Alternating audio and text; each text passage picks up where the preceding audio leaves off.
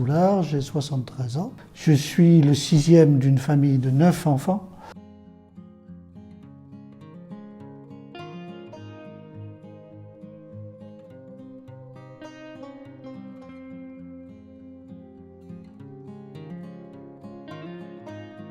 Alors, la raison de mon don, c'est d'abord que je voulais que ça aille assez vite.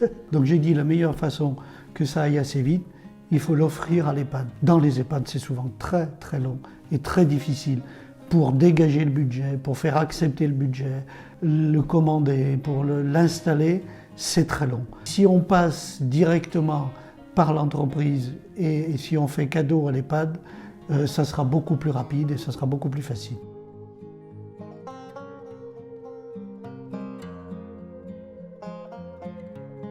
Le personnel était absolument, dès ma première entrevue, était absolument subjugué par le projet et très intéressé. Que mon idée, je l'ai eue, je crois, début mars, et la Tower Tafel a été installée au mois de juillet. Voilà. Et elle a été inaugurée au mois de septembre de 2021, en plein Covid en plus. Alors, il y a une autre raison qui est très importante qui m'a permis d'aller jusqu'au bout, c'est la défiscalisation. On s'était interrogé pour savoir s'il serait possible de déclarer l'achat de cette Tower Tafel en don et si, dans ce cas-là, on aurait droit à la défiscalisation. Et de contacter les impôts qui m'ont confirmé que ce don donnait bien droit à une défiscalisation importante. Donc ça nous a facilité aussi, bien sûr, la participation de mes frères et sœurs qui ont participé en fonction de leurs moyens, bien entendu. Et moi, j'ai mis le complément nécessaire. Mais la défiscalisation leur a permis de donner une somme plus importante. Voilà. Donc ça aussi, c'est un point important à noter. Et peut-être que dans certaines EHPAD, je sais qu'il existe dans des EHPAD, par exemple, des associations de parents de résidents qui pourraient peut-être lancer un projet coopératif ou un projet associatif pour faire un peu la même chose qu'on a fait nous à Aigues-Perses. J'ai contacté mes frères et sœurs qui chacun m'ont dit moi je peux mettre tant, donc j'ai fait le total pour arriver jusqu'à la somme nécessaire pour pouvoir la financer.